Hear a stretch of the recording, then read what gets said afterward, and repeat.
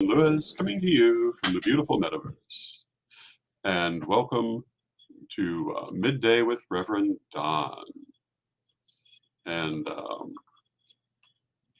I've had just a touch of technical difficulty at the start of the hour, but we're here now. And we will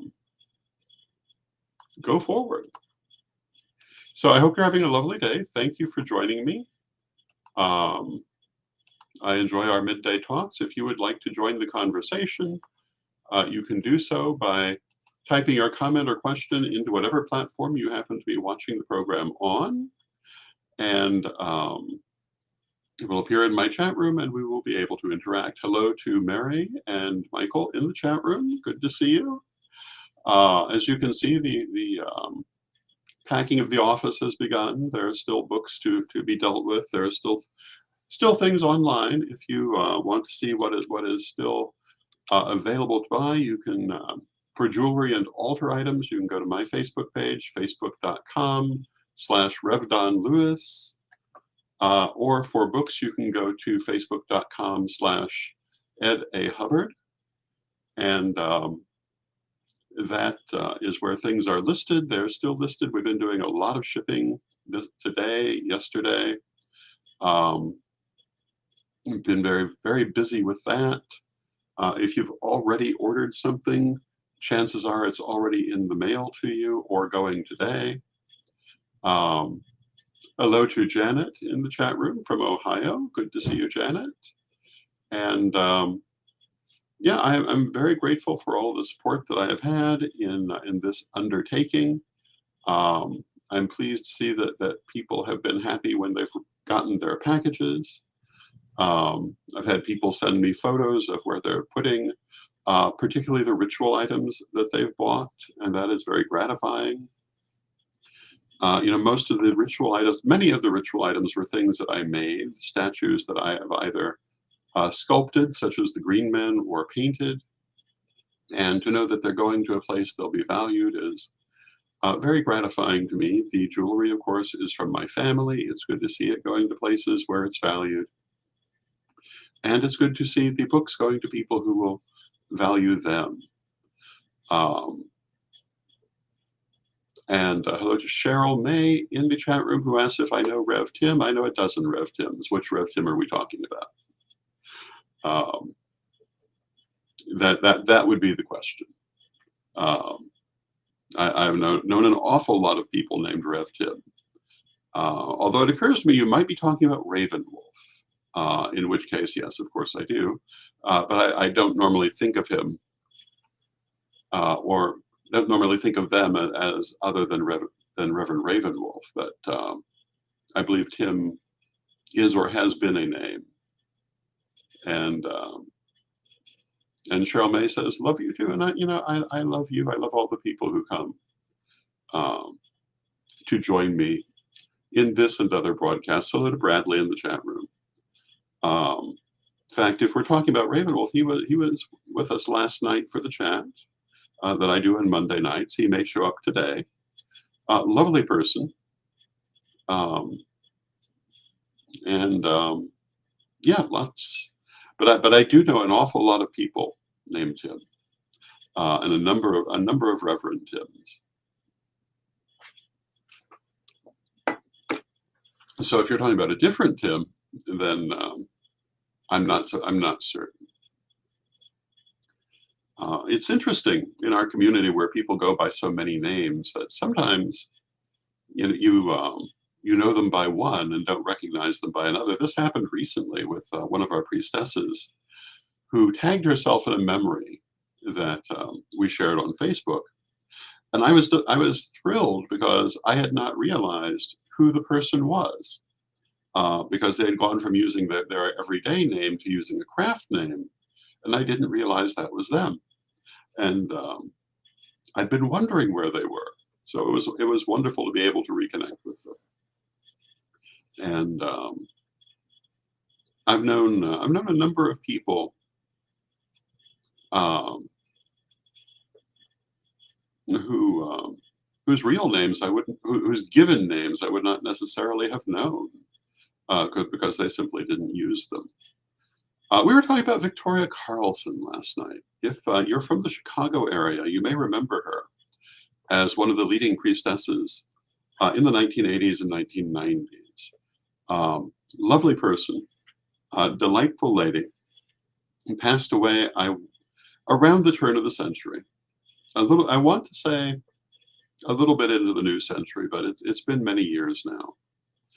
But one of the interesting things that we learned after her death is that her given name, was not Victoria Carlson at all. Her given name was Erin Haig, but she didn't like the name Erin Haig, and so in high school she decided she was going to be Victoria, and she simply became Victoria and went by that name for the rest of her life. Not a craft name, but simply a chosen name that everyone knew her by. One of the people we often talk about is Foxglove McCloud. And if you watch Magic TV, you may have seen her programs from many years ago.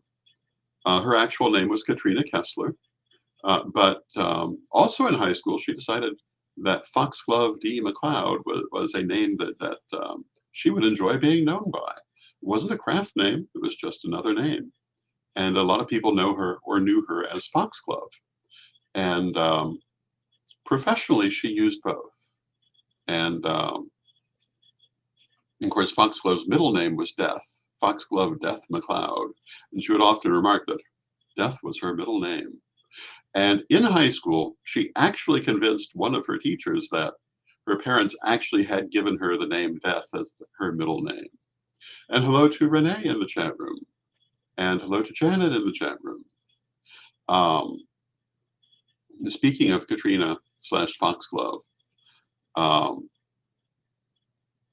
she, in her youth, had appeased her mother by being confirmed as a Catholic before going on to become pagan. But she was told that she could choose for her baptismal name any name in the Bible. And so she chose Lucifer as her baptismal name. And the bishop was totally upset by this. But her mother, knowing that this had been a concession in the first place, insisted that he must abide by his word. He had said any name. And so, as Foxglove would tell the story, her official Catholic name was Bishop Rolls Eyes, because he apparently refused to say it, but he pronounced the blessing over it. And hello to Natalie in the chat room, who says that's awesome. Yes, it was. And Foxglove was one of the most remarkable people you would ever want to meet. And that's only one of her many fascinating stories that must live on. Most talented person I ever met, she died in a tragic car accident at the age of 23, and had still done more by 23 than many people have done by my age. One of those people that just are quite the incredible engine. And I've known a few people like that. I'm put in mind of another person that I met. I won't say who, but they were around 40 years old at the time. And they were telling us all the things they'd done. And it was this long, improbable list. And we were watching this and thinking, oh, yeah, I'm sure you've done that. They were an author, they were a television anchor, they were instructors in half a dozen different things. They were a lawyer, they were a computer programmer, they were a multimillionaire, they were related to European royalty. There was a very long, unusual and improbable list. And every single thing on that list turned out to be absolutely true. This person actually had been a television anchor person, showed me the video, was a published author, I saw the books, was an instructor in several different things, and I got to see them do it, was a lawyer who had photos from the Supreme Court, and had done all of this and was only then in their 40s. Amazing person. I always was taught to give the benefit of a doubt, and so if something seemed improbable, If I had no reason to think it wasn't true, um, I've always tried to assume the person is telling the truth. Um, but I've also known people who would have a similar list of improbable things, and they did not stack up. Um, so you never know. So I think we have to assume that someone is telling the truth unless we actually know otherwise, because so often, even in improbable circumstances, they are. Lady Crystal once said about my late wife, Winter, that until she met Winter, she would never have believed a person could do so many things um, in 30 years. And yet, Winter absolutely had done her own list of improbable things. Um, and we saw enough of them firsthand to, to know that, yes, she really had. Um, of course, some things we didn't actually get to see because, you don't see everything. But yeah, she actually had done many unusual things. Some people just cram an awful lot into their lives. Um, my own life has been rather less colorful because I've tended to stay focused on the same things. I've done a lot of interesting and remarkable things in pursuit of those same things, but I wouldn't say any of them are improbable considering what I was doing. Um, Now, if I weren't heading a tradition of witchcraft and being a published author and published artist, they might have been improbable, but they all kind of follow where you'd expect me to be. Um, if I ever write the autobiography, it will be interesting. The question will be, what do I include? And um, am I Shelley Winters or Gloria Swanson? And if you don't know that reference, I will tell you. Um, Shelley Winters, of course, was a famous actress of the 50s and 60s primarily, who in the 70s wrote her flamboyant tell-all biography that talked about all the affairs she's had and all the adventures she'd had um, in all the detail. And it was one of the early real tell-all biographies. Gloria Swanson was a star of the silent screen a generation earlier, although she wrote her autobiography, or published it at least in the 1980s. Um, but although she certainly had had every bit as colorful a life, um, she wrote her biography in a very discreet way. And I'll always remember it's, by the way, it's one of the volumes out of my library I'm keeping. I consider it a very, very good and interesting book about its time and its subject. But she remarked, or it was remarked of her, that the book was a serene look back on a life that had been nowhere near that serene. And I've always thought that was a very nice statement to have made about you. She did not go airing everybody else's dirty laundry. She spoke extensively about her life and about many things that were intimate and private within reason, but it was not a tell-all. And Natalie asks, "Are you taking a cue from one of them?" That's kind of the question. Which one would I be? Because I do know where most of the bodies are buried, not only in my own background, but throughout the community. But I don't think that I would. I think that I would be following Gloria Swanson's lead rather than Shelley Winters. But you never know. I mean, maybe some of the things that maybe some of the maybe, well, we'll see what people want. We'll see if I ever do it. The only way that I would ever write an autobiography is with someone else. So I would probably do it with Speak Your Own Book, because I've done several books with them already, and so it would probably depend a lot on their energy where we went. And part of that is because I've never been one to talk a lot about myself unless I'm talking with someone. And so it would probably depend on where the interest lay. And Natalie says, I'd read either. Um, Telling where the bodies are buried may require a pen name. It might. Although, a lot of the people that those stories might be about are no longer living themselves. So um, it's one of the perks of being old is that a lot of the people that you're likely to write about in the autobiography are already gone. Um, but it could be interesting. We'll see.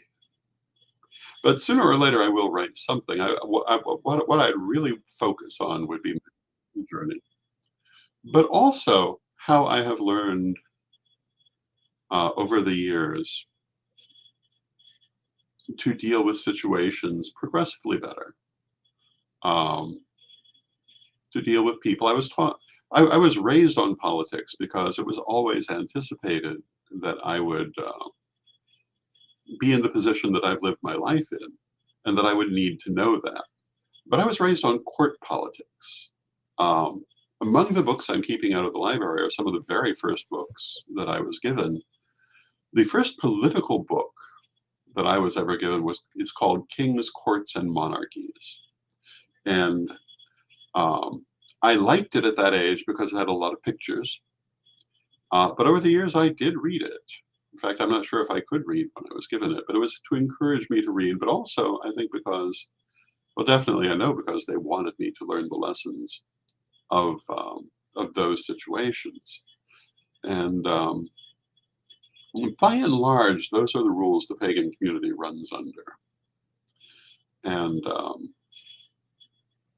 a lot of people try to apply rules from other situations and then wonder why they don't get the results they would get in those other situations. But they're not paying attention to who they're dealing with. Now, I've also learned a lot. I've certainly learned more about politics and dealing with situations from Sir Edward than any other person outside of my childhood. Um, if you've never read the Witch Wars Defense Manual, you're missing a lot.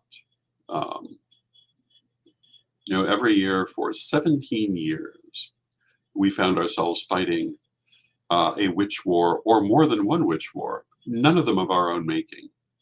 And we learned a lot through those experiences.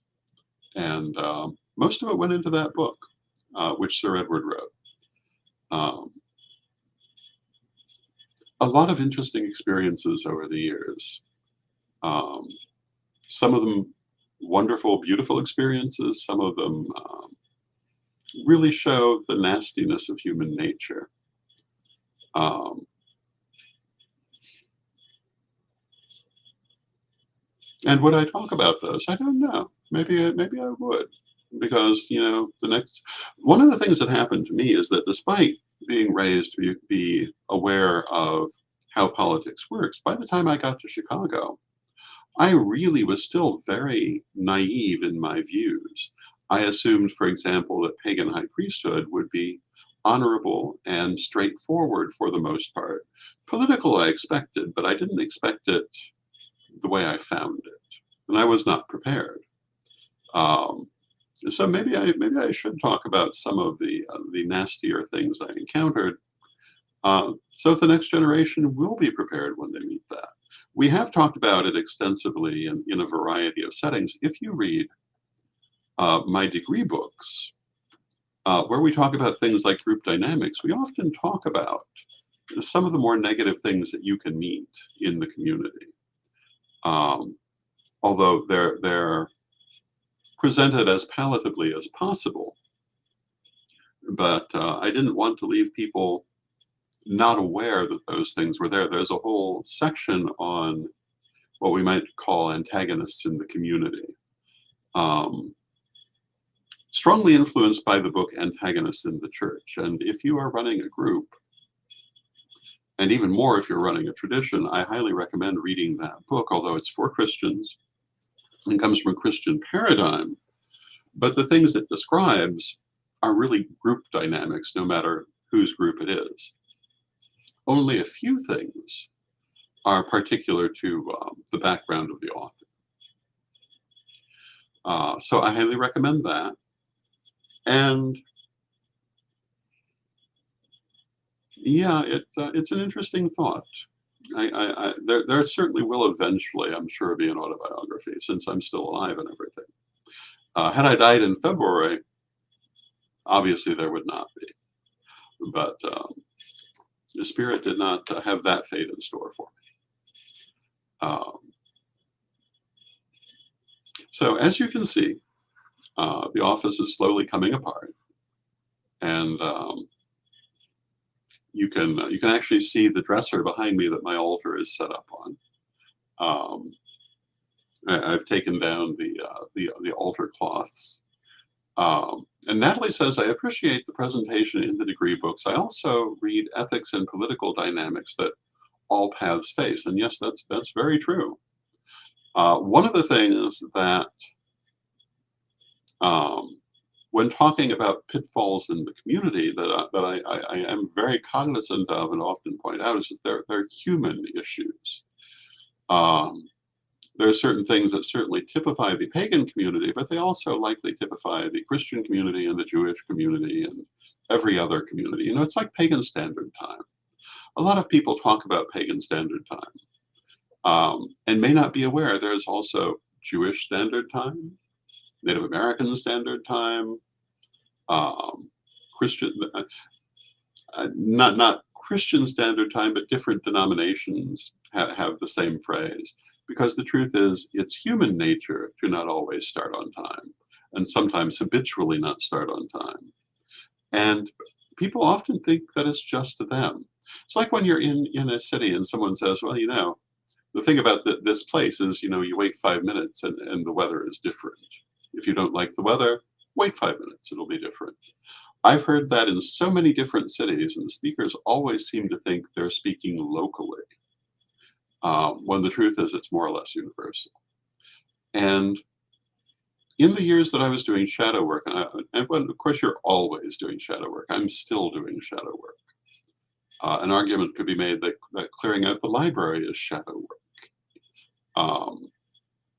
It certainly is a great releasing. But one of the things I learned is that the deeper you dig, the more universal the things you find. The more idiosyncratic things tend to be closer to the surface.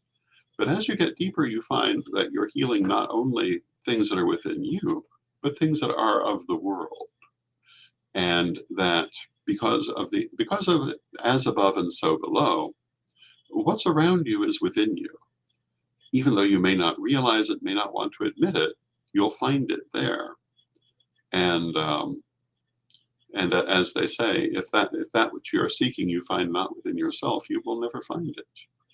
And if that which you wish to heal, you do not heal within yourself, you will never heal it. And these are actually true things, whose truth you only come to realize when you're doing that deeper work for a long time, or at least the extent of the truth. So with that, we're coming to the end of our half hour. I have a whole car full of shipping that has to go out. So let us prepare to end the program with our prayer. But first, I want to thank you for joining me. I love spending this time with you. I love all the people who join me here and in the other things that I do. You really are what make this worthwhile. Because God knows it's not for money. It's not for fame, because there's not very much of it. But it is for the people and for the interaction. And so thank you. I love you. And let us have our prayer. Beloved Mother Goddess, beloved Father God, beloved ancestors, we thank you for bringing to our lives the many good things that help to carry us forward, and helping us to remember that no matter what is happening in our lives, there's always something good, always things to be grateful for, always beauty in our path. Help us to keep our eyes on those good things, even when we may be faced by stressful or difficult things, so that those stressful and difficult things will be easier, in the knowledge of the good. Beloved Mother Goddess, beloved Father God, beloved ancestors, with love and with respect, we thank you, and may you be blessed now and always. And I thank you. I give you all my love. And until next time, may you be blessed now and always.